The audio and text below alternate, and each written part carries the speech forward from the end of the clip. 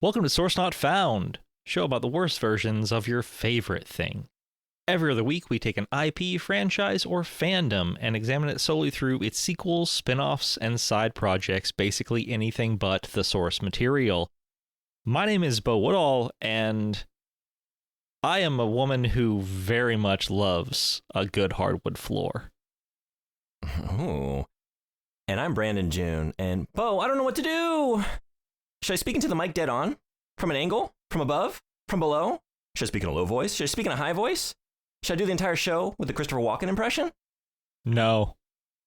Not that last one. No. Not that last one.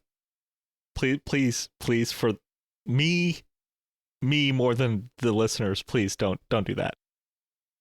I need a whispering co-host behind me, just telling me what to do. Don't we all? Well, welcome to... Oh, Brandon, it's your birthday month. That's what we should be focusing on. I wasn't. Actually, it didn't even cross my mind. Oh, well, it crossed my mind. That's why we're doing this, right? This was my pick. Yeah, it was, yeah. So what are we doing? It's my birthday month. We're doing a little bit of a lot of different things. So this month, we kind of started it last year. Month of August, we're doing Japanese horror and just spooky adjacent experiences. And kicking it off this week is two of my favorite things. We're doing a little bit of Yōkai, just talking through some spooky critters and creatures and spirits from Japan. And we're going to transition from there into a favorite mangaka of mine, Junji Ito. So, starting with Yōkai, I have no real experience with Yōkai outside of one thing. I don't either. Thank God. I have not crossed paths with like a Yamabiko or anything. Oh, Jesus. I mean, like, I have even no literary experience with Yōkai. Okay, well, I do have that, yeah. But it does seem to be the type of thing that kind of fits into any sort of mythology where we're looking at kind of a mythological series of creatures, right? The Greek had the Minotaur and the Rock, and I believe the Lamia were also Grecian. So it's the same sort of thing. We're looking at mythological creatures, not just purely super spooky creatures, right? I mean, that's true. I guess the origin, the basis of the idea was a month on Japanese horror, because in Japan we have Obon, a time of the year where the family like returns to their ancestral home and like the cemeteries and like tends to the graves of their ancestors, right? And just like we have that in August as like a holiday, as a set of holidays, right? So like the spirit world is in mind, and you know, our connection to the afterlife. And there's like some cultural practices that are kind of adjacent to that we can talk about a little bit. And then also, I think maybe we talked about this a bit last year. It's just also really fucking hot in Japan. Yeah. Like, it's brutally hot and humid. And so because of those two things, it's a good time to tell ghost stories. And a lot of like Japan's spooky month is way more August centric than in the West. We would associate it with more Halloween and October. But you get a lot of spooky stuff in Japan around this time because listening to a creepy ghost story at night kind of cools you down. And then again, we have Obon. Also, if children in the United States, especially where I am in Tennessee, decided to go trick-or-treating in this time of year, there would be a lot of heat-related unconsciousness. Yes. So that's true. Yeah. Oh, and those Snicker bars, they're just going to melt right down. Oh, I wasn't even worried about the candy. I'm worried about the kids just absolutely. You put a mask on right now, dude, you're gone. Oh, yeah. No, that too. But yeah, it's not all spooky. Some of the yokai are kind of cute, kind of friendly. Some of them are like just kind of innocuous, and some of them, depending on which version of the tale you're listening to, they could be terrifying or maybe, you know, nothing to really worry about too much. It just kind of depends. It also depends like who you are, like, and how vulnerable you are to like a kappa or, yeah.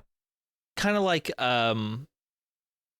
trying to bring it back a little Western for just a brief moment, kind of like the whole unicorn thing, where unicorns would approach someone pure of heart and be kind.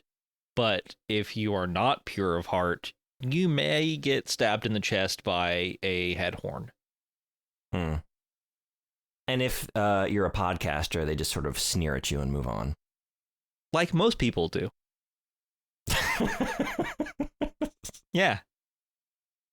Today, my favorite yokai is the Fail Son. He's a resident of basements and attics throughout rural Japan. Okay, wait. This is wildly off topic, but yeah, I'm in a new vaccine study because medicine in the States right now is absolutely being gutted, and if there's a study, what? Really? I know. Since when? Yeah. Why? Who's doing that? If there's a study being done, I will happily offer my body to it as long as it doesn't kill me. But they were asking me what my hobbies were right now or what I've been up to because I've done studies with them before. And I was like, like any other middle-aged white male with no real talent, I have a podcast. They didn't ask a single follow-up question. They just nodded and moved along. I was like, okay, you know what? Yeah, that's a smart move. Yeah. This sounds about right. Would you like a sticker? But we do have... we don't have expertise, but we're going to talk about some subjects that we are not qualified to discuss. Yeah. And that's podcasting, baby. Hey, here's a fun connection. Here's something that's a result of cursory research or just, surface level knowledge of a subject.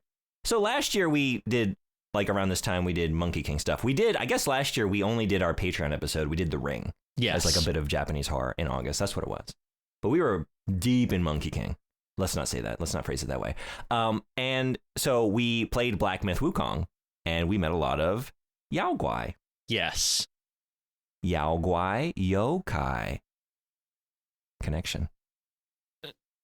Sure. Is actually derived from the Chinese. So, actually, it is. So that is something connected. I did notice is some of the yokai that I picked out to talk about today were like they did have Chinese derived names, which I thought was kind of fascinating, kind of like the Romans taking from the Greek sort of situation, maybe. Yeah. Very similar situation for sure. Because like the kanji, the characters, a lot of the language, right, that came over from China and just a lot of culture. I mean, Japan in general, not just in previous ages and not just related to China, but just throughout time, it's a culture that particularly like brings in outside influences and manages to make them kind of uniquely Japanese or just incorporate them into the culture. I also have but one. Still remain. I also have one Japanese.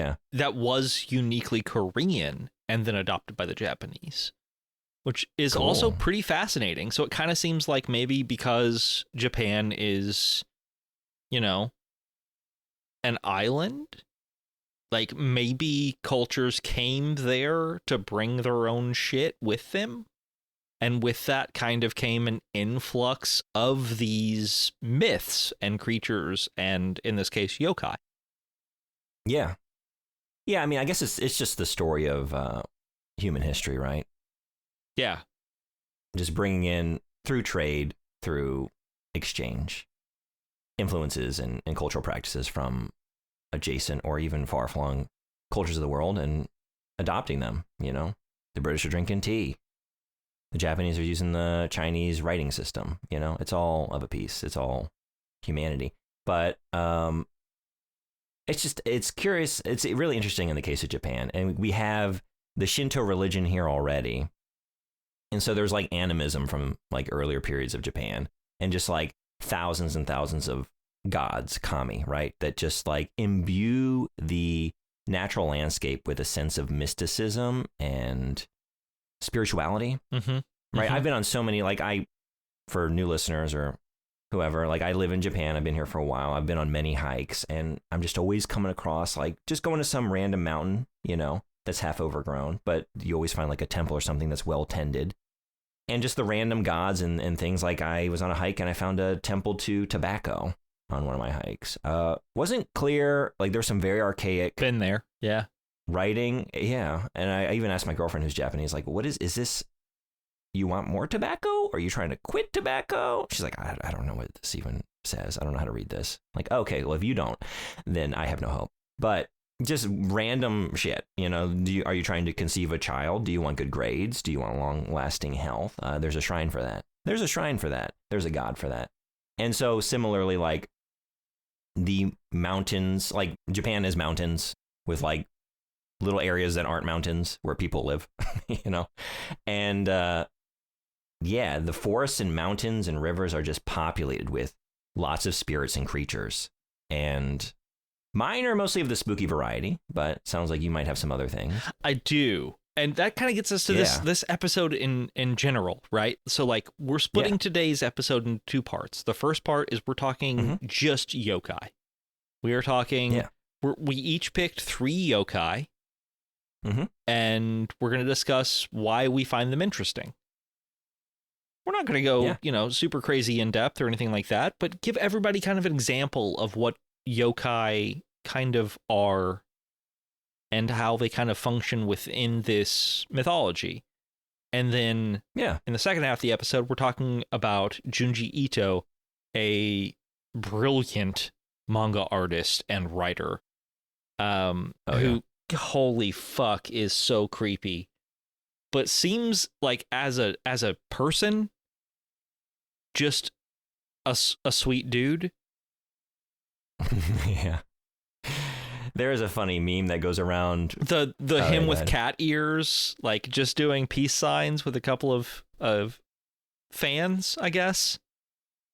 Yeah, there's like one that's like a mashup of that, and then like Junji Ito the person, and then Junji Ito the art, and it's like a scene from one of his horrifying mangas, and then it's like Hayao Miyazaki the person, and he's just like, I am in the depths of despair or whatever. Yeah. Like, and then it's like a clip of, I don't know, like Totoro or something. A scene from that. But I'm a huge fan. I can't wait to talk about that. But yeah, we're going to talk about both of these subjects by way of not an exhaustive, not like a true deep dive, but just kind of talking through the subject by way of the things that interest us, right? Like we're going to talk about yokai by way of the ones that we find most compelling or scary, and kind of talk about the subject that way. To kick things off, I would like to talk about briefly, not a yokai, but just a cultural practice.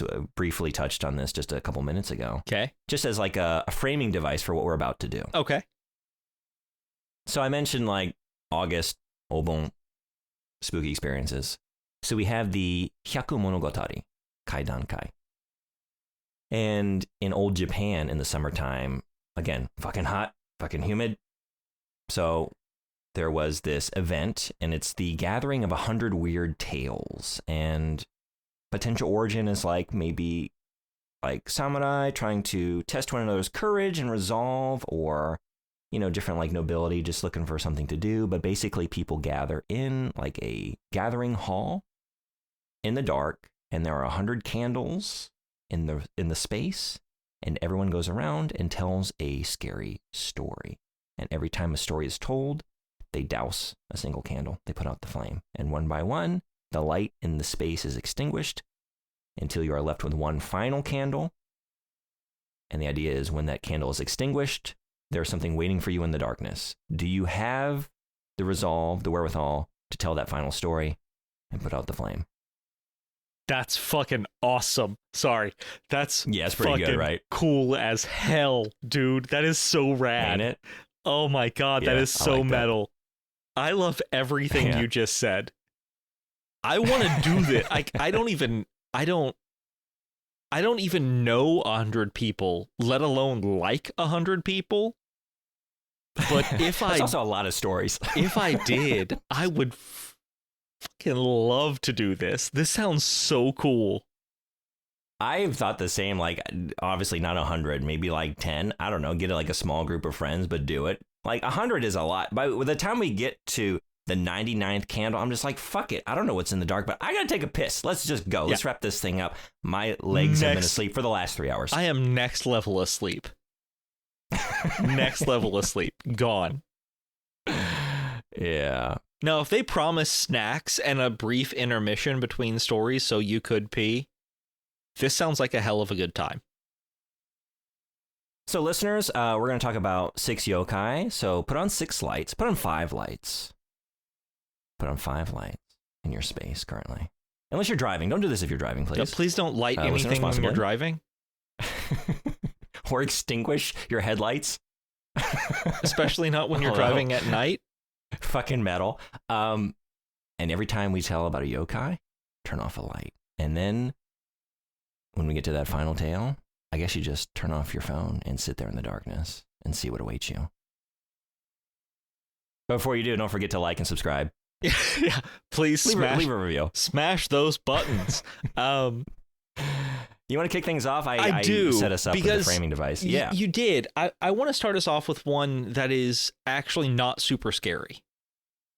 Okay. I feel like that's reasonable with this framing device. And you're going to have to correct every pronunciation I make for the names of these creatures. I'm not. No. Let her rip. Let's see what you got. But I do know that this one is also named after a beer. I went with the Kirin. Oh, yeah. For giraffe. Like the word for giraffe. Is it really the word for giraffe, even though it's a horse? Kirin. Yeah. Like in modern Japanese, kirin is the word for giraffe.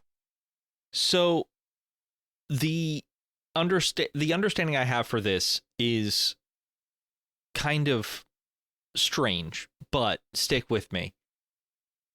Uh-huh. I read a lot of fantasy, and most of my picks come from the fact that I read a lot of fantasy. And fantasy pulls from multiple different cultures when it comes to mythologies, and they normally build characters based on those different mythologies. I have encountered a Kirin in books before. I have also encountered a Qilin, Qilin, which is a different Eastern mythological creature. However, the Kirin especially is kind of fascinating because it's basically a benevolent god dragon horse. Like, it is just a good dude. Now I can't stop thinking about, because again, the connection to giraffes, like the Toys R Us, is it Jeffrey? Yes, like it is Jeffrey. Horse. Yeah, I'm a big kid now. I like that idea. When Toys R Us went bankrupt or was forced into bankruptcy, that was deicide. But this is it. The Kirin is fascinating to me, not just because I've encountered it in books before, but also because it is the Eastern answer to the unicorn. Like, yeah, people talk a lot about the fact that like you can encounter ziggurats in India, in the Middle East, in Africa, and in South America. Like, oh my God, this aspect of architecture means that there were, like-minded thinkers in these areas and shit. No, it's just reasonable that this was a very stable form of building a building at the time. But in this case, it's fascinating because both Western mythology and Eastern mythology both have a symbol of purity in a golden horse. Right. It's just really, like, I was reading through this list of yokai that you and I kind of were perusing through, which link in the bio. We'll toss the title of that down there. Yeah. But it's just interesting that the shape chosen for purity in the East is the exact same shape chosen for purity in the West. Except the West has a horn. Mm-hmm. I love that idea. And we were talking just a few minutes ago about like shared cultural practices, that get that travel along like trade routes or whatever, and make their way into different cultures and transform based on the new context that they're within. But then independent of that, like cultural ideas and concepts and creatures that seem to exist independent of one another without any cross-pollination. you know, and you like we can look at mythological flood narratives, or you're talking about like the Kirin and the connection to the unicorn. Similarly, dragons, right? Western dragons versus Eastern dragons. You're a bastard. You know, we have a. I was gonna bring that up. Am I stealing the thunder? I'm sorry. No, you're good. I have other picks. Everything's fine.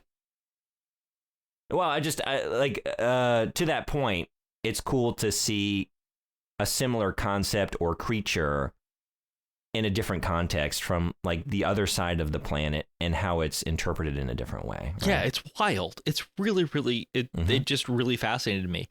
And going back to, you know, all of the weird urban fantasy books I read and how they pull mythology into their stories, like something that needs to be noticed. I mentioned both the Qilin or Qilin, Qilin, and the Kirin, Kirin. Yeah, if it's Chinese, like the Qi, just as a fun aside, would be like a qi sound. You said chi? Yeah, like a qi, like a chi, but like kind of up at the front of your mouth. Qi. Chi? Qi. Yeah, I'm not going to do it well, but so apparently the Japanese pulled the idea for the Kirin from the Qilin. Nope. You're doing great. Don't overthink about it. Just go how you. What do you feel? And what's really funny is it's a lot like the I mentioned the Greek and Romans earlier, and how they kind of, the Romans stole from the Greeks, but then they kind of schismed out, and the Greeks and the Romans did separate things. The same thing here happened. The Chinese and the Japanese versions did become distinctly different creatures, despite the fact that the Japanese basically took the concept from the Chinese Qilin. You know, I hope I'm not stealing more of your thunder. Are you going to talk about stone lions? No. Cool. Okay. You might be familiar with these, but like I was going to, but I wasn't sure if they were going to be one that you would bring up. So I chose a different one instead. Yeah. Okay. Komuinu or like Shisa or different names, and you see them throughout China. There's a Korean version. They're in Japan. They're in Okinawa. Even within Japan, like what is now all of Japan, like nationally, different versions of like lion dog guardian creatures that usually are on either side of a gate, a male and a female. And just seeing those, they are distinct creatures that have a common origin, like in India. Yeah, I was going to say, they're also all over like Nepal and India. Yeah. Yeah. And then you get like the East Asian version, and like within, a lot of times it is China, right? Like Imperial China, because of their power and their reach and their imperial influence. You have them now spreading this cultural practice or this artistic style or bit of folklore out to other cultures that take it, adopt it as their own, and change it somehow. Can I throw something at you? Because the Koma Inu are kind of like guardian dogs, not only of this life, but also in the next, in a way. Is it kind of weird that the East went with dogs and Egypt went with cats? I mean, a lion is a big cat. Yeah, but they're also dogs. Like cat dog. Alone at the gate with a little cat dog. Actually, we're not alone. There's two. We're out at the gate with two cat dogs. Fuck, hang on. I'm trying to remember. I'm sorry. I've made a Toys R Us reference and now a Nickelodeon cat dog reference. What sucks? Podcasters are not experts. We don't know anything. I can only speak for myself. I don't know shit. What really sucks is the entire time, all I can think of, Alone One Day, something came with oh my god damn it, I know the lyrics to this song. And so we can't even do a Nickelodeon reference, right? I don't know the lyrics. One fine day. I'm saying everything I know. Hang on, I got it. One fine day with a woof and a purr, a baby was born and it caused a little stir. No blue buzzard, no three-eyed dog. Just a feline canine little cat dog. Cat dog, cat dog. Fuck. Yeah, we got there. God damn, that took me way longer than it should have. But, I don't know. It's the fact that the symbol of the, I know we're not really super talking about the Koma Inu, but it kind of comes up for me at least in the same way that the Kirin does. Having a symbol that is multicultural across thousands of miles is just so crazy to me. It's a good pick. For my pick, my follow-up, I'm going to start with, this is a rare yokai.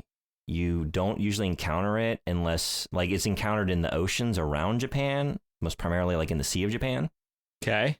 But if you swim down to a certain depth, sometimes you will, at a distance, see a sort of angular, rectangular-shaped creature. Most that have witnessed this creature don't get close enough to actually see it up close and see it in detail, but they can hear its kind of cry from afar. I'm ready, I'm ready, I'm ready. The way you're looking at me right now, the look you're giving me. Okay, my pick is not SpongeBob SquarePants. I'm sorry.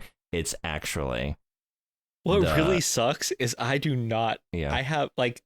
That's a source that I have not found, my guy. You don't know SpongeBob? No. Like I Wait, know what? I know the characters. Okay. I mean, I didn't really watch it that much either. I was like kind of aging out of Nicktoons when that dropped, you know, but I caught it. I did not. So that fell flat. So my first pick is the Juboko. Hey, we were recently talking about our love of Mark Wahlberg, even when he shows up in dogshit movies, such as M. Night Shyamalan's The Happening with scary trees and plants. Okay. So the Juboko is the tree child. It appears in former battlefields where many people have died, kind of sucking up the blood of the dead. But yeah, you just have this like kind of innocuous looking tree out there, and if you happen to pass under its branches, the branches become like the shape of a tube and they suck out your blood. And I've always been fascinated by, like, you see it in the animal kingdom, you know, the predator that looks like a flower or some other innocuous thing in the environment to lure in its prey. And then that prey is seized upon. And whenever like a horror movie does that, with like human protagonists, I find it particularly scary. Like the idea of us being baited into something that is smarter than us, or at least thinking through. I guess it's the idea of a predator that is operating on a higher form of logic, seemingly at least able to outsmart a human in some way, I think is particularly scary. And when it's like in disguise of some sort and made to feel innocent or familiar or friendly. Okay. And so... yeah. Scary tree that will suck your blood out. I just like the fact that they could be anywhere. It's just he's a big old crazy straw. Yeah. Kinda. Yeah. Just suck your blood right out. Yeah. Yep. There's not much to say about it other than that. Yeah.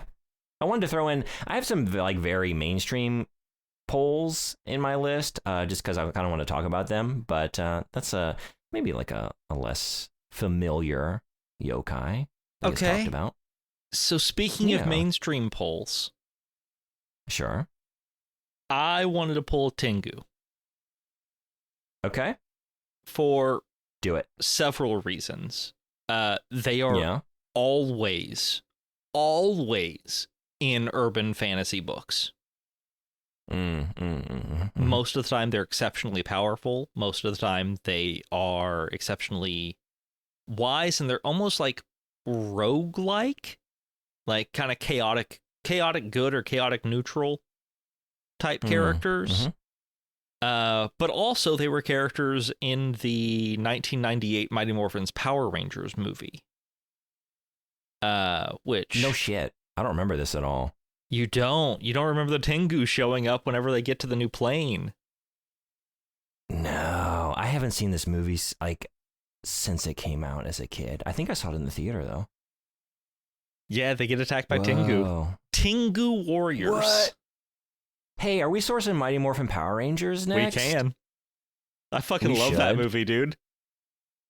Ivan Ooze, right? That's the one I'm thinking of? Yeah. At one point, Kimberly says, "Have a nice trip, see you next fall," when she trips somebody in combat, and it is just chef's kiss. Wow, I didn't know the Mighty Morphin Power Rangers movie was the origin of that beloved phrase. Look at that. Because obviously, that was an original for the film, right? Oh, had to have been. Nobody had ever heard that writing before. Absolutely. Yeah, come to expect. Exactly. Cool. I wouldn't have known what it was at that age, though. I wouldn't have had any experience. Believe it or not, Tengu, I don't think. I did. Okay.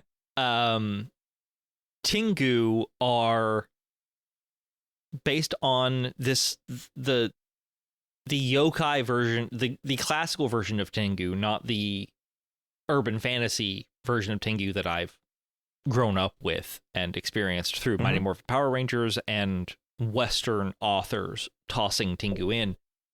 Tengu are almost kind of like lost souls, like almost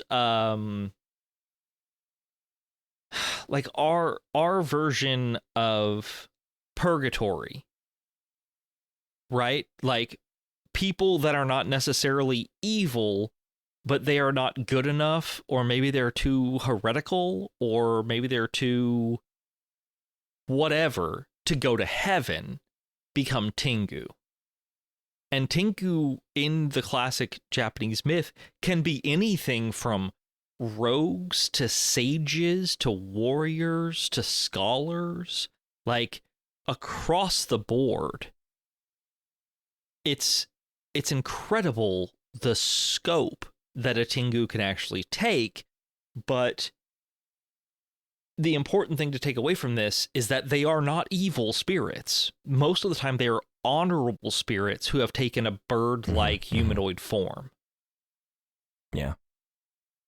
And they're normally like, I don't know. This is not something mentioned in the text that we read, but Tengu are normally represented as ravens in pop culture. Because of their direct connection to death and intelligence, which I find both very, very fascinating, and also kind of like, I don't know, like it's fascinating, and I feel like it's also a smart move to make Tengu look like a specific type of bird that is representative of both death and intelligence. I find the entire concept of a lost soul who is obviously good but not quite good enough becoming kind of an honorable protector spirit. Yeah.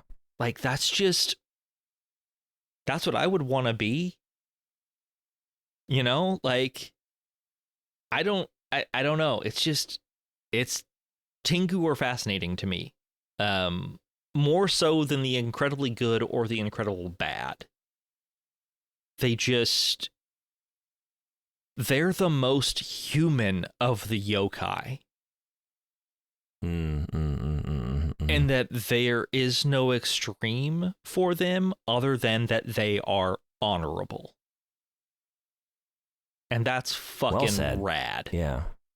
And good reasoning. Yeah. A lot of familiar spirits and haunts and all that can be reduced to just like a malevolent force that is hell-bent on, fill in the blank here. Like it kind of loses some of its complexity, right? Like thinking about a more interesting human-like spirit like the Tengu, right? And also that you mentioned, it's like a bunch of different ideas coalescing into one creature that has connections that you've seen elsewhere. Yeah. Like that's really cool. That's a great pick. Yep. That's where I am.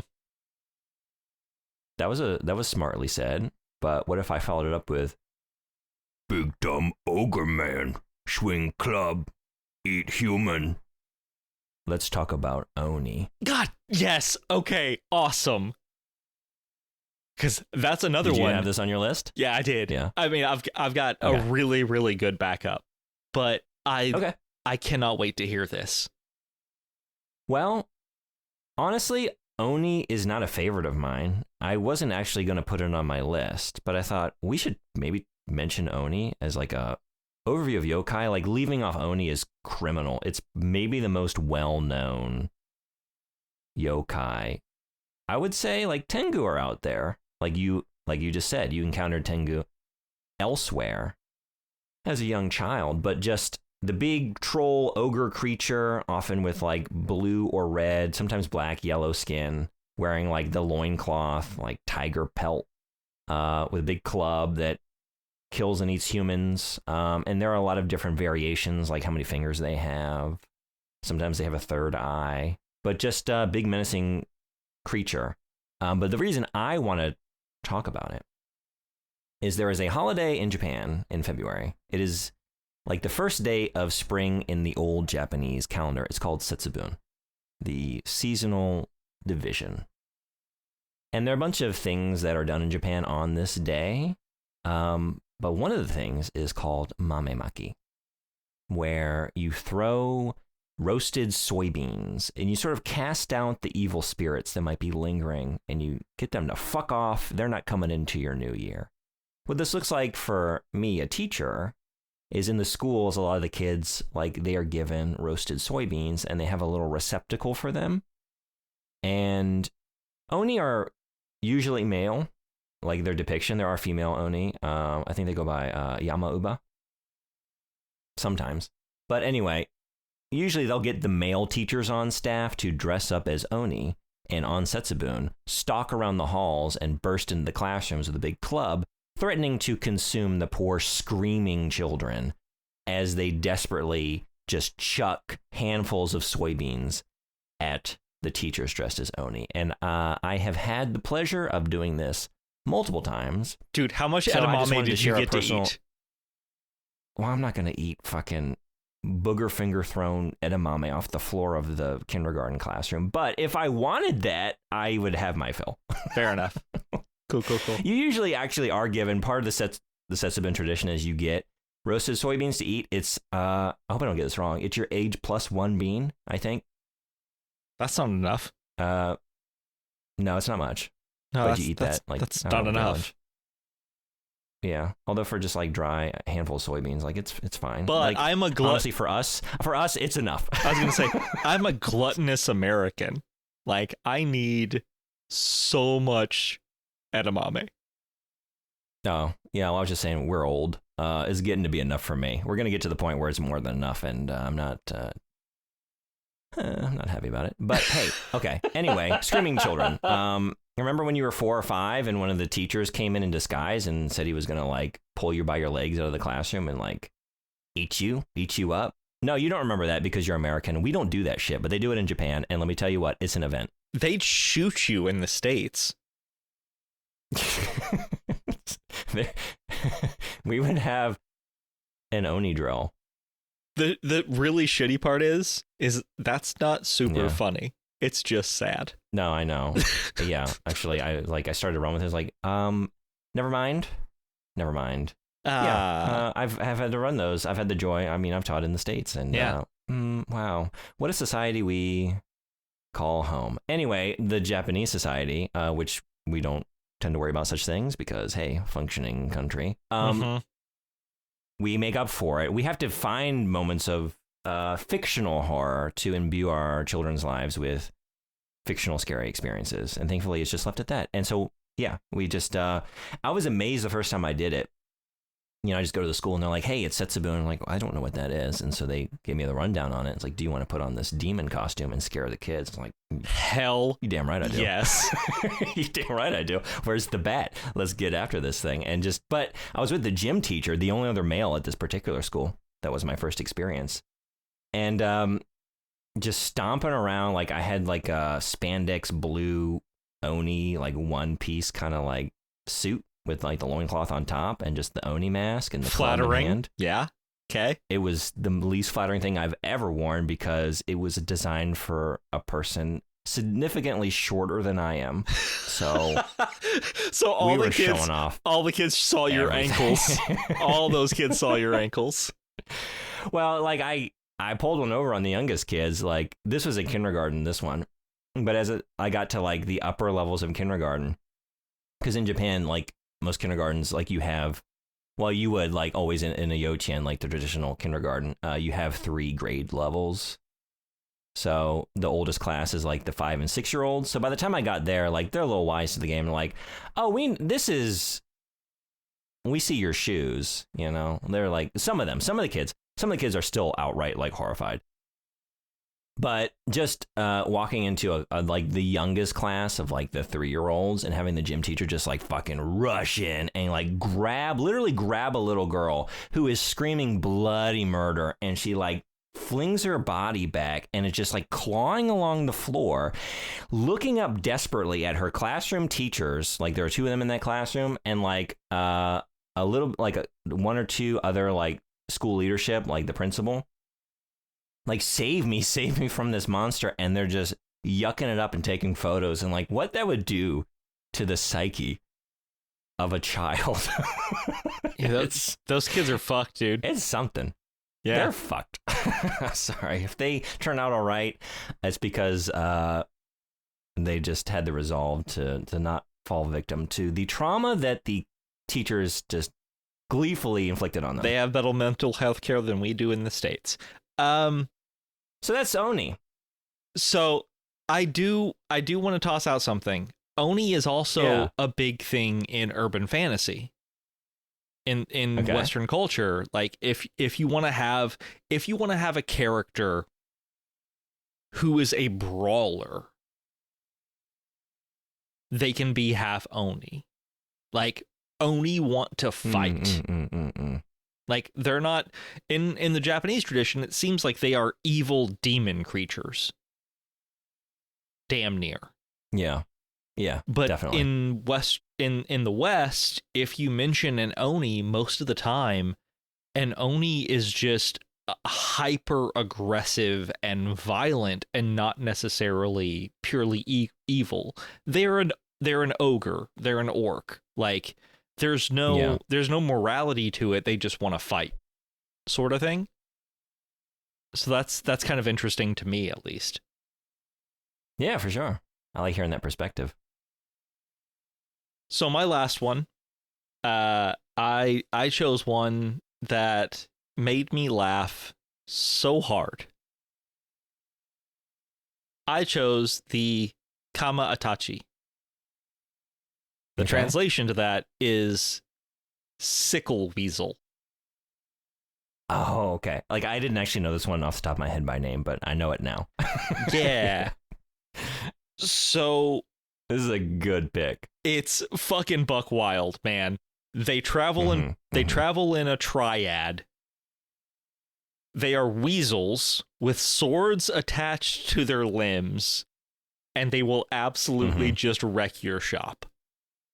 Yeah. That's the myth. Like there's no more to that. Like they have no morality. They have no like place where they live. They float on the wind. They travel in threes, and one will take your legs out, and then they will like use the second one will use its forelegs and its hind legs to just like slice you up. And then the third one heals you, so nothing proves fatal, and then they go the fuck away. Like, you're not even as good as it gets. You're not even supposed to perceive this ever happening. Yeah. Yeah. They are sword ferrets. It is so fucking good. I mean, I have 5 or 6 others saved that are like majestic dragons and flaming birds and shit like that. But this one is just a weasel with knives taped to its paws. And it's just so fucking funny. It's just so it good. does, yeah. It feels like the dumb idea of like a bad guy, almost like a Dr. Evil kind of thing, like frickin' sharks with frickin' laser beams on the top of their heads. Give or me something. weasels like with frickin' swords on their weasel. Yeah. So, oh my God, it's so good. That's who I had. Oh, that's a great pick. Thank you for doing that. Seriously, thank you for doing that, because I had a hard time thinking about what I wanted to talk about. Like, I thought about doing some more of like the goofy critter ones. Like I mentioned the Yamabiko earlier. Like I thought about doing that, or I don't know, some of the cuter yokai, but I felt like I had to talk about Oni to share that. I kind of wanted to do a tree because it's just a random ass pick. And I'd be lying if I didn't say this is another semi-mainstream pick, but I just got to do it because it is my personal favorite. So my number one is the Kuchisake Onna, the slit-mouthed, slit-faced woman. Do you know the one I'm talking about? No. I mean, yeah, I read the thing, but I want to hear your whole spiel. Just a woman. Imagine a woman with a massive slit, like her mouth is slit on either side, and it just continues up along her cheek near like to the ear, and so she just has this massive like, bloody grin at all times. Yeah, actually, I first became familiar with this sort of idea or look by way of the film Ichi the Killer, I guess. Yeah. Kakihara, right? He had the slit cheeks with like the piercing on either side to keep them closed, and he would like smoke cigarettes and exhale smoke through his cheeks, and I thought it was fucking ridiculously badass and scary and weird. That was an early like formative movie going experience for me, and that's why I'm fucked up. Hey, Brandon. Saw that at a young age. I do think every time you encounter one, you should ask her how she got those scars. Well, no, she's going to ask you a question. She's going to ask you, do you think she's pretty? And you better answer correctly. But honestly, no matter how you answer, she's probably going to kill you. Yeah, she's going to fuck you up. But basically, yeah. So just scary, creepy woman that you would encounter on the street, maybe at night. Usually her face is like obscured, right? You don't know. You just see the top half of a pretty woman's face. And then she would pull back the mask or whatever the covering is to reveal that she is the Kuchisake Onna. And the origin is like, there's some different versions as usual. Like maybe she was attacked by a jealous woman. Maybe she was the adulterous wife of a samurai who went off to battle or went off traveling or whatever, and she was unfaithful. As he was gone, and he came back, and this was his vengeance. He cut her from ear to ear. Different versions. But she is like basically a vengeful spirit, the Onryo. So a very angry, violent spirit. And she will approach passersby and ask, am I beautiful? Watashi kirei? If the person says no, she just kills them immediately. If the person says yes, she then reveals her mutilated mouth. And she would then follow up with the question, kore demo? This as well? And so if you say no there, she kills you. Guess what? She kills you. If you say yes, she slices your face from ear to ear. In some versions, like, you can get away with it for a time, but then, like, she'll follow you home and kill you that night when you sleep. But basically, if you see her, like, you're fucking done. I was going to say, what if you say, hey, you know what? Can I think about it? Mask back up again? Mask off. Mask up, hair down, glasses on. Yeah. Okay, glasses off, hair in a bun, mask halfway up. Yeah, can you wear the overalls with the paint on it again with the glasses on? Now take the glasses off. Now put the glasses on again. Now we're doing She's All That. I don't... Yeah. Huh. Show me a smile. Okay, show me a frown. Huh. Oh, still smile there. Okay. It's kind of fun that it's kind of like a woman in white situation, which is a Western myth, right? Yeah. It's kind of the same sort of thing. Even just the general archetype or recurrence of alluring woman, alluring woman, like female creature, whether it's like a siren or a mermaid or whatever. Like we have so many different versions of this throughout cultures, throughout time, luring in an unsuspecting passerby. You notice how there's no through alluring beauty and men? charm. Because we're fucking gross. Like, can you imagine a big hefty boy on an oceanic rock singing Kesha to an oncoming ship, just being like, "Come on, boys, come on in, it's time. I'm right here." What is it the Galahad facial hair? Like you see the masked man. See, that's what I was thinking. Like, do you think I'm pretty? Yes. And he drops the mask. This too, and you see those mutton chops. Like, yes, now more than ever. Actually, I'm super into it. That's a good one. Yeah, I wanted to go with her. That is the one. There is another one, like an honorable mention, is the Ohaguro Bettari. It's similarly like another woman yokai that usually hangs around like temples and shrines. She's usually in wedding clothes. A woman in white. Yeah. When you are called over to her, she turns around and it's just like, it's nothing but like a mouth, like a big gaping maw in place of a face, like just blackened teeth. Super cool. That's pretty creepy. But something about the slit-faced woman, that's just a scary image. Yeah. Like if I were to meet any yokai on a street at night, I think the visage of the slit-faced Kuchisake Onna would be like the scariest thing I could maybe encounter. Like that would do it for me. Yeah, that would really fuck me up. Yeah. Like I'd love to see a weasel with knives on its feet. Like that'd be cute as hell. I don't know anymore. We're thinking about that. Like a sickle weasel heading your way. Like, yeah, but man. that's the best part about the sickle weasel. He never kills you. Like he doesn't fuck you up. He does hurt you, but then the third one heals you completely like it never happened. Like, but seeing it heading towards you, like I'm fucked. I would laugh so hard. Like that's true. Like is this how I go? All right. Yeah, that makes sense. How close until you realize the danger? Because for a while, I'm just like watching the spectacle. Like, what the fuck is this shit? I want to pet it. I want to give it a hug until those knives dig deep into my chest. I want to snuggle this little bastard. It gives you paws. Weird thing I can't understand. No, it gives you paws, dude. The paws are knives. Well done. Junji Ito. We'll have to be a little faster on this guy, huh? Yeah, we talked about yokai extensively. But yeah, that's a rundown of some favorites.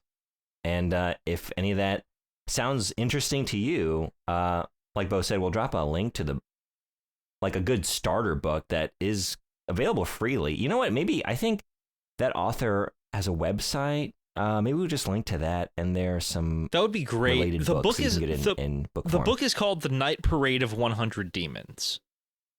In case you're curious, The Night Parade of 100 Demons, and it's by Matthew Meyer, and it is spectacular. Just do me a favor, whatever you read it on, have color on the. If it's your phone or a Kindle or an iPad or whatever, because the artistry for some of these images is wondrous. It's really, really good. It's a good, easy read rundown, like a page or two description of each yokai. You get a little illustration that's done in like a traditional, kind of woodblock style, Japanese woodblock style illustration. I recommended that one for you because it's like that's I think the first one he put out. He has follow-up books that get into other spirits and other related things of Japan. But also you can just go to the website yokai.com if you don't want to get in book form and just look up yokai pages there that he's posted in. Like it's the same. I think it's all the same from within the book. I think you can just read the articles on each yokai there. But good thing to check out if you're curious about learning a little bit more. And with that, we come to Junji Ito. Yeah, who we do. I had no experience with, and I Oh, was boy. I was unable to read near as much as you are able to read because, surprise, surprise, libraries in Tennessee do not stock a bunch of Japanese horror manga. How dare they? Yeah. I've been a fan for a while. I think just randomly saw an image of it's a panel from Uzumaki, and it is the scene. I don't want to tell you too much because you haven't read Uzumaki, and you should. It is a masterpiece. It is one of my favorite manga ever written. Like in or out of the horror genre. It is. I think it is one of his more well-known popular works, but I think it's sometimes things are a hit for a reason. I didn't suggest we read it because I was trying to look for more like yokai related stories, and also I didn't want to give you a big long manga to read. But we're going to talk about some of his trends in storytelling, but like it is a character centric, like character driven story that is not always the case with his. Like I really felt for those characters by the end, and it is a series of related stories all centered around one location and one like originating idea or concept that is then explored in a number of different stories in this one collection. It is one holistic work, and it is perfect. There is a animated series on Netflix, I think is where you could watch it, which I don't recommend, but if you don't have the time to read the manga, like it does go through like quickly the stories in the manga, but I really recommend that you just read Uzumaki. It is incredible. But I saw a panel from that, and it's a very like visually arresting, like a woman's face like caving in to a spiral on one side and her eyeball just within it. I was like, what is this? I am immediately going to seek this out and look for more. And I was in. Yeah, huge fan. So I read Fragments of Horror, which was a short story collection you sent me. Holy fucking shit. Maybe not a bad introduction. Dude. No, it was. Like, I'm in. Like, I'm sourcing this hard. You should. That is a good collection. There are some stories in there that are they're not like my favorites, but I think as a collection, it's a very good one. And I picked it because of two particular stories, but I'd like to hear just your general thoughts on it. Even the stories that I wasn't super fond of, just storytelling wise, I was still blown away at the creation of them. Sure. You know, like this man is a master. It's obvious. Oh yeah, for sure. There's this, it reminds me a lot of like if you could mix kind of like the Stephen King side of like suspenseful horror with a lot weirder body horror, and even like can you say galactic horror? Oh, you definitely can. You didn't see it so much in this collection, but he's got some just outright sci-fi. And when you get to like something like Remina, cosmic horror. Yes. Cosmic horror. That was the phrase I was looking for. I don't experience cosmic horror that often. It's not really my genre. Outside of like not really my genre. It's not like same. It's not something I seek out too often. Yeah. But when Junji Ito makes it feel so grounded and almost like Lovecraftian.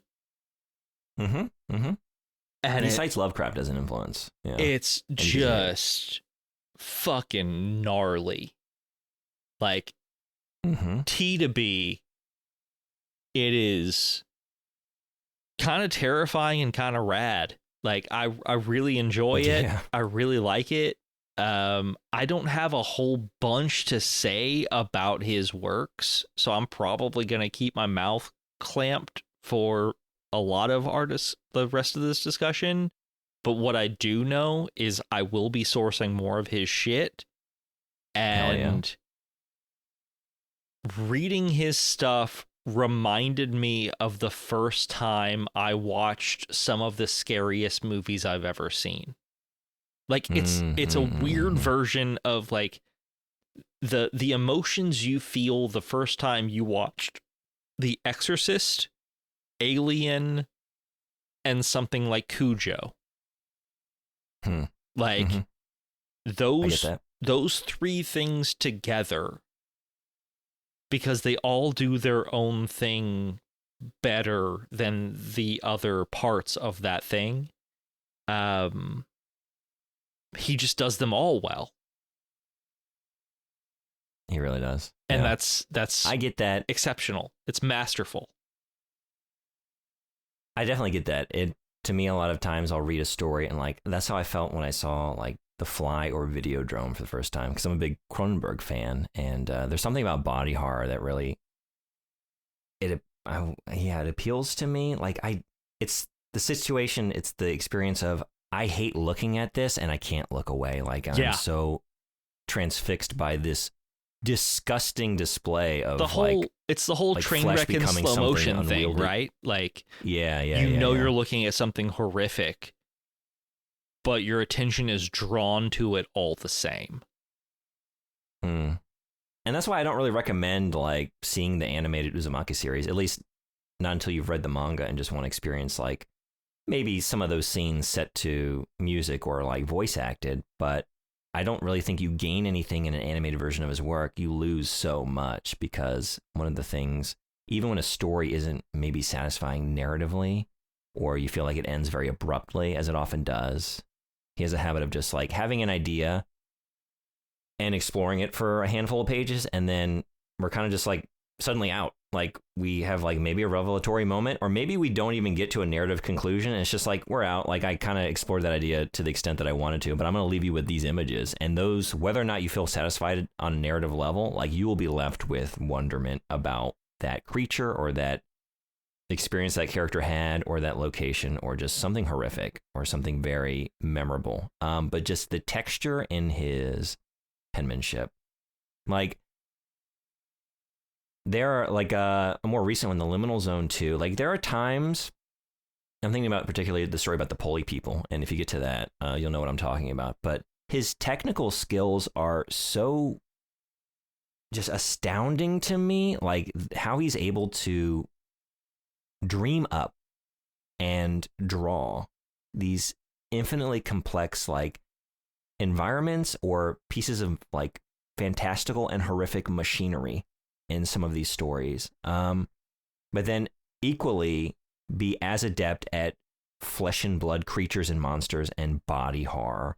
And you mix like the dripping, pussy, nasty, morphing flesh, and then like the mechanical, technical side of like textures and creations, and like it all makes for just such a varied but always engrossing visual experience in his work that, again, it just, even when the story might not be a favorite, like there's always something on that level to enjoy. See, I never saw the tech aspect of it, but what I did see, in these stories you don't see as much. The best way I think I can describe it, and this may appeal to some of you, this may not appeal to some of you, but either way, I think even if it does, this next metaphor doesn't necessarily appeal to you, I think you should at least give him a chance, because it is buck wild what he is able to do with frame and simplicity. But there are times where instead of the use of frame dialogue simplicity, he creates an organic jigsaw. I love that phrase. That's awesome. Yes. It's like he has taken independent parts of creatures and made them all fit together, and it should not work, but it does on page. It's nauseating and wondrous and uncomfortable, but you want to see where it's going. Like, I think if he is the master of anything, I don't think he is a master of necessarily storytelling. But I do think he is a master of making discomfort his tool. Like, I would agree with the second part of that. I would say he is an inconsistent master of storytelling. Like I said with Uzumaki, and I'm going to recommend to you Black Paradox. I think that would be your shit. I think that would be something that you would really gravitate towards. And it's a favorite story of mine too. And it is on the more sci-fi end of the spectrum, but we still get great moments of horror, like body horror and like visceral, nasty kind of gore and loss of self. And it's packed. It is dense with different ideas. And it is satisfying on a narrative level as well to me. Black Paradox, official recommendation.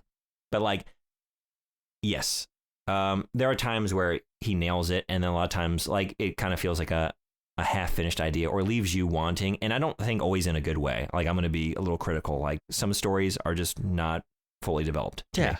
There were 3 I read in fragments that I was just kind of like, I enjoyed that, but it wasn't great, sort of thing. Yeah. Like, this was a popcorn story. Yeah.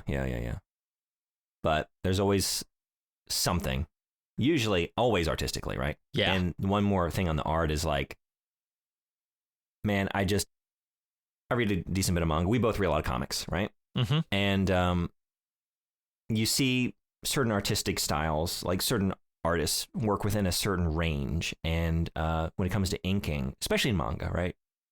We might have some that gravitate towards like a looser, sketchier style. Sometimes it's more reined in, more technical. And with the Junji Ito, like I mentioned, like you can get really technical, detailed, elaborate machinery. And then in the same story, have like stippling and cross hatching and like wild, dense, gritty, nasty textures, like actual like grit in the frame. And it's a lot of times like some of the mainstays, like the bulging eyes of a terrified protagonist or someone that is maybe, I don't know, holding his severed head onto his neck.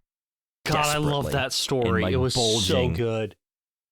Like just the fucking eyes, man. And you see a lot of eyes in this one. You have a whole house that sprouts eyes. Yeah. Yeah. And I'll never get tired of seeing bulging, desperate, frantic eyeballs bursting out of something that's not supposed to have eyes or has too many eyes for itself in a Junji Ito manga. And it's so impressive to me because like in manga, we see a lot more of this. Like it's rarer in American comics that we see the writer artist. Yeah. And when we do, a lot of times it's more like, hey, mage, this was good, but it's hard to do it all and do it all well. Well, I mean, sometimes you have a Kevin Matchstick situation. But you also, in the West at least, you can also find artists that are exceptionally good at something and maybe not as good at other things. And you can recognize them by that. Like, right. Romita Jr. has a weird thing with chins sometimes. Corey Otley. Rob Liefeld can't draw feet. Yeah, Rob Liefeld can't draw feet. Just general anatomy. Yeah. It's some weird musculature, dude. But he's good at that one face, man. Oh, he's fucking good at that one face that he does. And Corey Utley is incredibly good at simplistic musculature and making it function well on a page. And, like, you can recognize sometimes just by a single image what artist made this, right? I don't know if I could do that with Junji Ito. Like, he does so much shit well that it would be hard for me to pick out like, yes, he is great at eyeballs, apparently. And you could show me a weird magic eye image of just flesh that he does on a page. Yeah. Mm-hmm. Sure, but like you show me an image of a person outside of this weird body horror, cosmic horror thing, he's just good. Like, yeah. And that's what I mean. Like, I think growing up reading American comics, I was much more used to, because I think, again, you have indie comics and you have, it's a vast art form with all kinds of creators and a lot of independent creators doing everything themselves. But like as a general industry in America, much more used to like writer, penciler, inker, colorist, right? It goes through the phases, everyone does their part, and it's a delegation of responsibility to these different creators, and they all come and work together to make one collective experience. And you see a lot more just like art all done. Like these mangakas, they all have like assistants, right, that step in, and you know, you don't really, that's not as visible as like when you open like a Marvel comic and see the credits, you know, on the front page, right? Right. Of everyone who contributed. But that said, like, yeah, you just see so much more in the mainstream of just this was written and drawn, just fully created by one person. It's like a singular vision. And I am always drawn to that kind, even when those things are bad, like the just condensed expression of a human mind on a page, you know, so is always really compelling. I'll agree with you. This is exceptionally impressive. Everything he does, it is crazy. Have you ever seen a graphic novel script? Yeah. Like, have you read, I believe the most famous one probably is Alan Moore doing Watchmen. Mm-hmm, mm-hmm.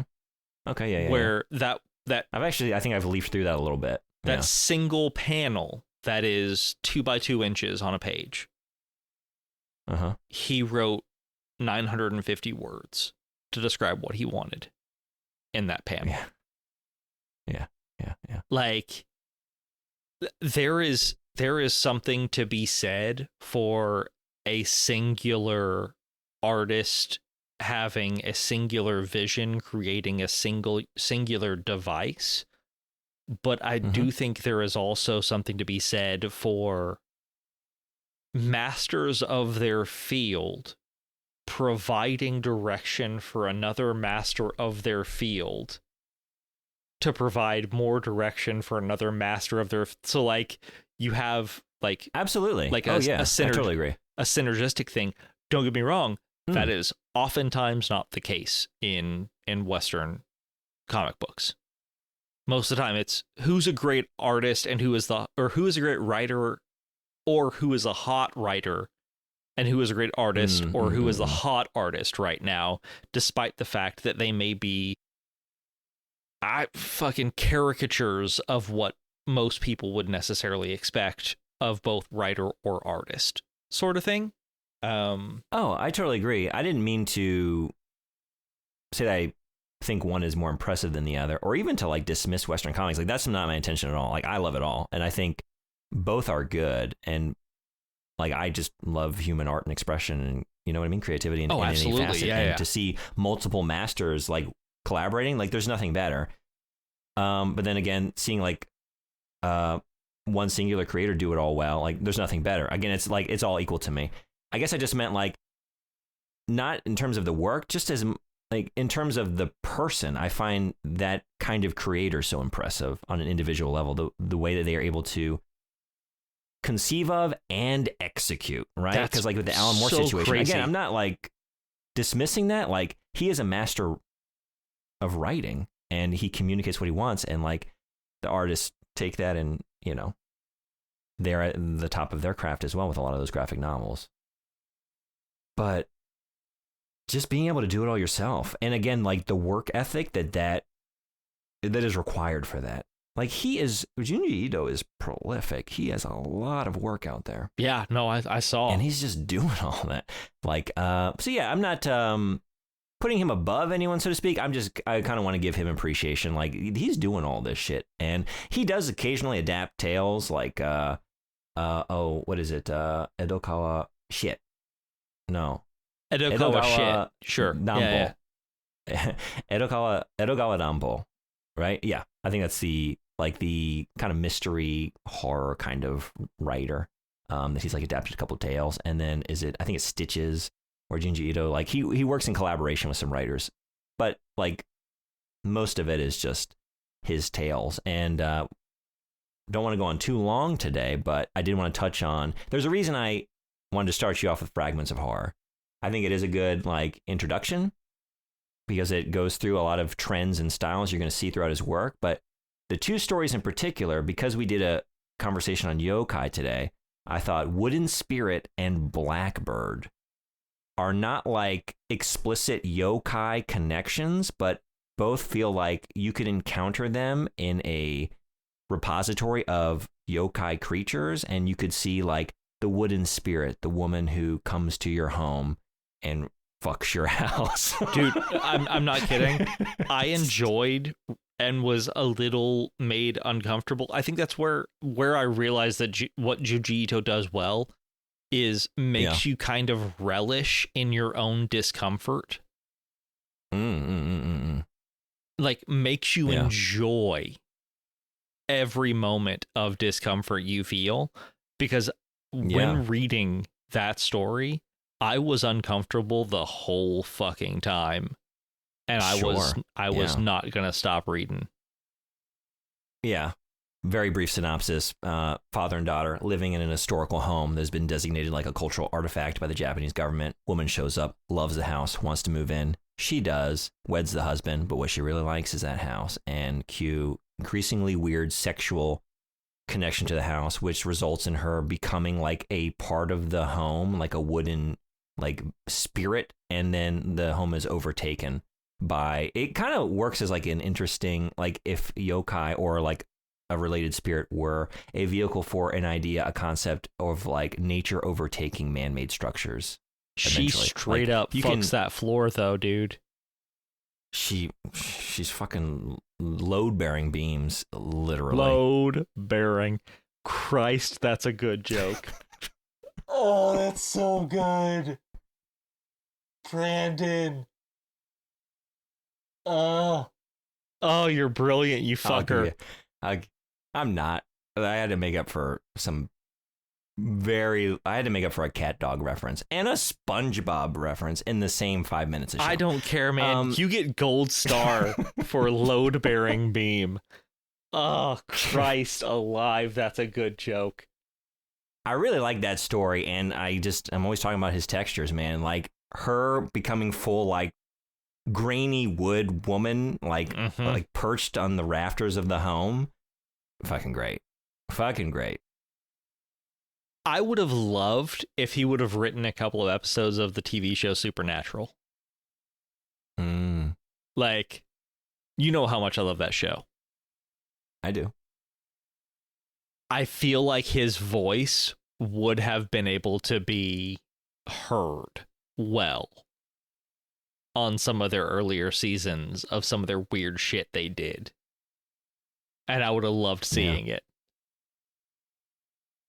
I mean, he's still young. He's like, I think in his early 60s, you know, if he keeps working, I'd love to see him branch out and do more. Because every time I read a collection from him, he's just like, in his afterword, he's like, you know, I just really was struggling. I didn't know what to write about. Like with the Liminal Zone 2, like I looked at my notes and saw pulley people. I was like, well, what is that? And it's like, that turned out to be one of my favorite stories you've ever written, bud. Keep doing what you're doing. Like when you think you're out of ideas, fucking make the pulley people. Yeah, Jesus. Go back to your notes, my guy. Damn. It's all good. In this collection, like I like every story to a certain degree. I'm not crazy about Futon, actually. Like I don't really think there's much there, but it has like a gross final reveal. And I don't really like the story Magami Nanakuse about the author who abducts fans and like keeps them in the cells beneath the home to like get their ticks to. I don't really care for that story. It's fine. But aside from those, like every one of these, like Gentle Goodbye was like bittersweet and sad and kind of touching. Red Turtleneck is visceral and Red Turtleneck and the fucking cockroach was maybe my favorite story in the entire thing. That one's intense. It is so rough read, man. Man, the energy in those panels, like narratively and just drawn into them as like, again, you have like a very brief synopsis. Guy cheats on his girl with the fortune teller they just went to see, and during sexual intercourse, like she tries to take his head and eventually does by like wrapping a single thread of her hair around his neck. And the rest of the story is him desperately trying to hold his severed head onto the top of his neck to keep it from like separating. And so he like, you get like little spurts of blood as like he's like losing grip on it, and just the energy of him like clamping down on his noggin, trying to keep it on. And like the fortune teller is chasing him down and fucking with him, and at one point like corners him in the apartment and like shoves a living cockroach under the flap of skin to get it crawling around his neck to try and get him to release his hold on it. It's a lot, man. It's a whole bunch. It's a lot. That's intense. And that's an early story in the collection. Dissection Chan, like the girl who just tortures small animals to dissect them, and then just like she pretends to be a corpse and ends up in like medical students like autopsy seminars or like classrooms, and is trying to get them to dissect her as she's still alive. And the final reveal in that panel, and man, there's some good shit. But the other one I wanted to highlight was Blackbird, because I feel like, and you kind of touched on it with like Tengu, there are some bird people adjacent yokai, and I felt like if I found this idea of a female looking like humanoid woman who approaches like fallen or injured hikers on the mountain, that's basically what we have in this story. We have a found hiker who he broke his legs and has been stranded out in the elements for like a month, and no one knows why he was able to survive for so long. And then the reveal is he was visited by this humanoid bird creature that, like, she's got a very strange set of attributes, particularly facially, but she visits him and, like a mother bird feeding its young, like spits up pieces of meat into his mouth for nourishment, and then just like disappears again. And the story goes on from there, but man, it gets very frightening where she just like keeps following these, like you have multiple characters that are visited by her. And then at the end, like the idea is we have this creature that has our protagonist like basically captured in the present and has been biting off hunks of his flesh and delivering it backwards through time to him when he was stranded and injured, and feeding him with his own flesh, which is a wild ass fucking idea. Terrifying. Yeah, no, it's batshit insane is what it is. And you can't escape her. Like you have characters that like move, and you see the bird like following the train, like, oh, she's gonna go, she's tracking him, she's got him. But like if that were a yokai, if we found that in the collection, and honestly with some like with these I've mentioned, like maybe I'm a fucking podcaster. I am not an expert. I am not a folklorist. Maybe there are some actual explicit connections to historical yokai with these. I don't know, but just those were the two that jumped out at me. Like I could see that being one. Even the wood spirit, I think it's really important to notice that you could easily pull that into Western mythology with like the concept of a dryad, right? Like it's very easily pulled into Western mythology. Like Junji Ito does something very, very smart, I think, when it comes to this sort of thing. And that is universally recognized mythological figures, even when they are exceptionally creepy and stylized in an Eastern manner. We still fucking get it. Like, you can give us the woman in white and call it something else. You can give us, the dryad and call it something else. You can give us the idea of the headless horseman in the red turtleneck and call it something else and present it in a different way, but we're all familiar with these horror stories. Like, that's why it's so brilliant to me, the way he functions, is it's never, hey, I'm going to take concepts that are intrinsically unique to my culture and my culture alone and write stories about those. No. Instead, he's taking concepts that are damn near universally horrifying and making them stylized in a way that is intrinsic to his culture. Yeah. But we can still recognize the basis and the horror that lies within. Like, it is so smart. It is so smart and so well done. Agreed. Like, there are some very universal ideas here. And yet, if you go delving in, like I mentioned, like, it's kind of adjacent to some other well-known yokai. And again, maybe even based on one that I'm not aware of. But particularly with the wooden spirit, like, we have a couple yokai, like, related to the home. And it's kind of cool. We didn't really talk about them today. I thought about bringing up one in particular that goes to messy bathrooms and licks up all the bath scum. There's another one related to, like, are they hired? Can we hire them? Like, is that just like a thing you can get? Just get it nasty enough with your wife, you would never get close. But No. The way we clean our bathrooms, that's never going to be a thing. No, I'm familiar. You're not going to get this yokai anywhere near your neighborhood. No, familiar. No. Yeah. But for some folks out there that don't keep the bath upkeep like it should be, they come behind you and lick up all the scum. There's another one like that haunts the Butsudan, like the family altar, very Japanese thing, but in the home. I thought about bringing them up today. Kind of glad we didn't, because we are going to talk about them real soon, because the two I just mentioned, they make an appearance in a certain video game that is coming your way, and for listeners, your way as well. Oh, love this. So we are not stopping with yokai today. That's a very good segue, my guy. Directly into what we're covering for the rest of the month, right? So, for our main feed listeners, hello, we love you. We are going to end the month with Labyrinth of the Demon King. That's correct? Oh, yeah, we are. Yeah. That's correct. PlayStation 4, PlayStation 5, console and PC game, survival horror first person. We'll be talking about that toward the end of the month. And for our Patreon listeners, we love you more. We are going to cover The Grudge. Phobia-goria. Because we don't actually love you more. Apparently. Because we give you the grudge and shit. I don't know yet. You don't deserve that. I've genuinely never seen it. Oh, really? Never. I don't think I knew this. I actually don't remember hating it. I remember preferring it to The Ring, for sure.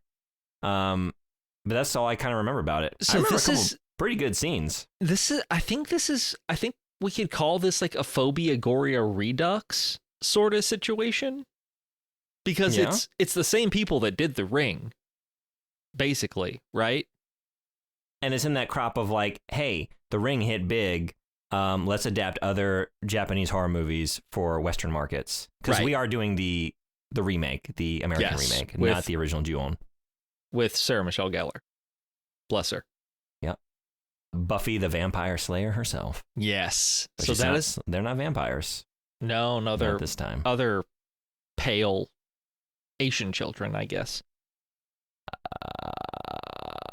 That's exactly what Kaylin did when I told her we were going to watch this movie. She just made that noise. Yeah. I'm looking forward to it.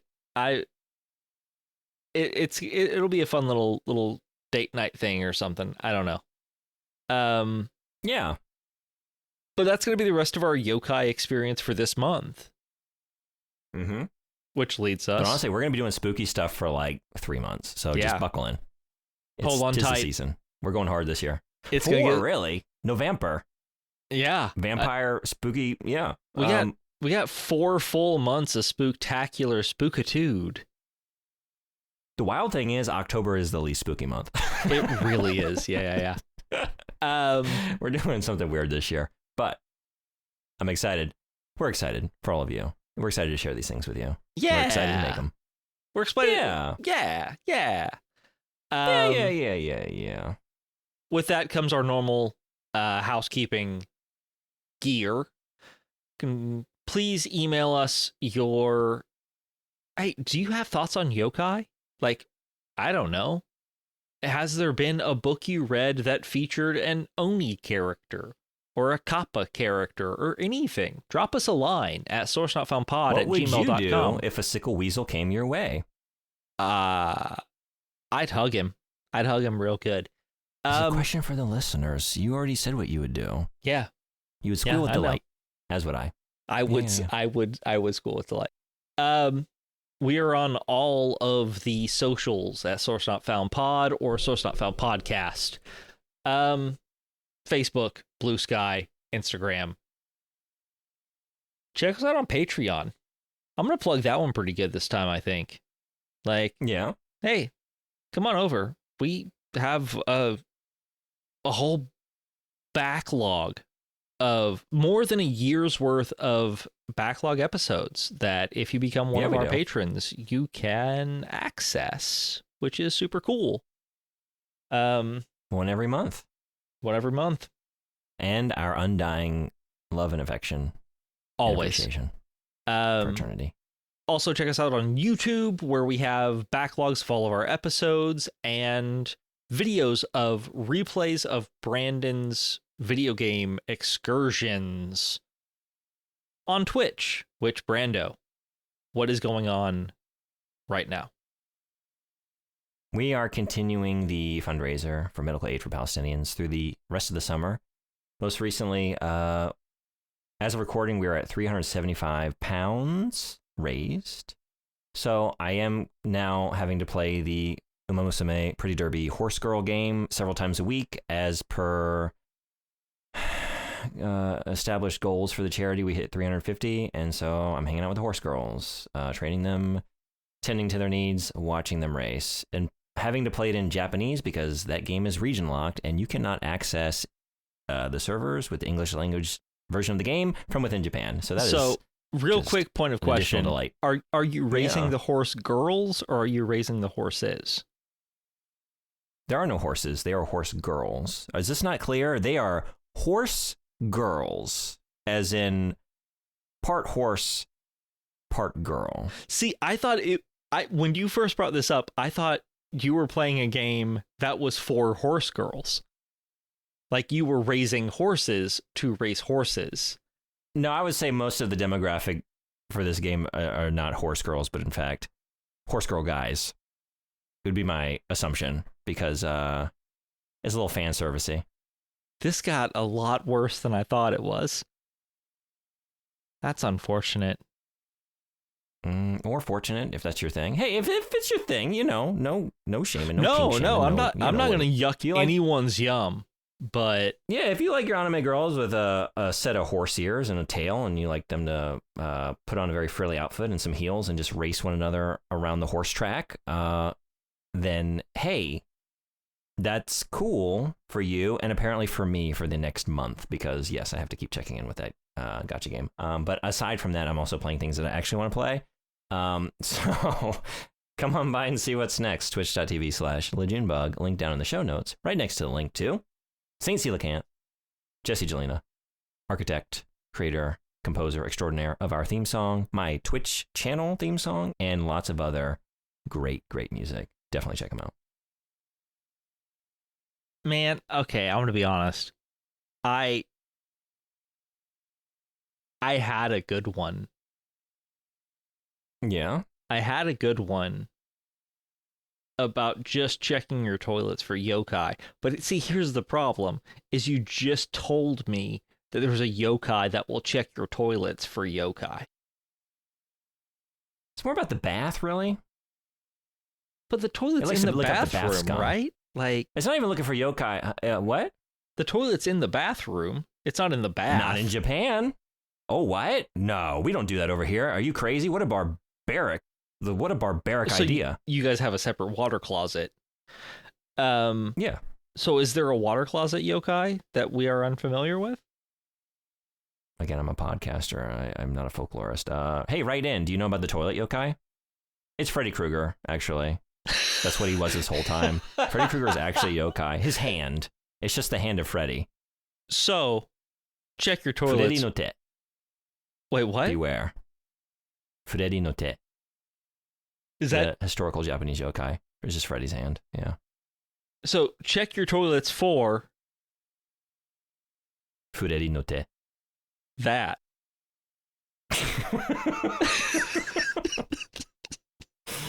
Stay soybeaning. Speaking of toilets, beans, the magical fruit. The more you eat them, that means you're old. The more you get more steal beans. a small kindergartner from their classroom as an adult man, you're an adult man who just like grabbed a child and stole them away with a club, right? I didn't grab the child. The PE teacher did. I just stood on looking at the events with a mixture of awe and hesitation and anxiety. Like, are we about to get fired, or like, are the police about to show up here? What's amazing, I look on to most situations in general with awe, confusion, anxiety, and concern. Yeah. That's the world we're in. And thankfully, for some of us, we have found our rock. You just need a good stable of horse girls to keep things in perspective. You need horse girls, a PE teacher, and one more time with the toilet thing. Freddy no te. There it I is. just pulled that out of my ass. I'm just saying Freddy's hand, but sure. That's all we need. Yes. That's all we need. All we need is that and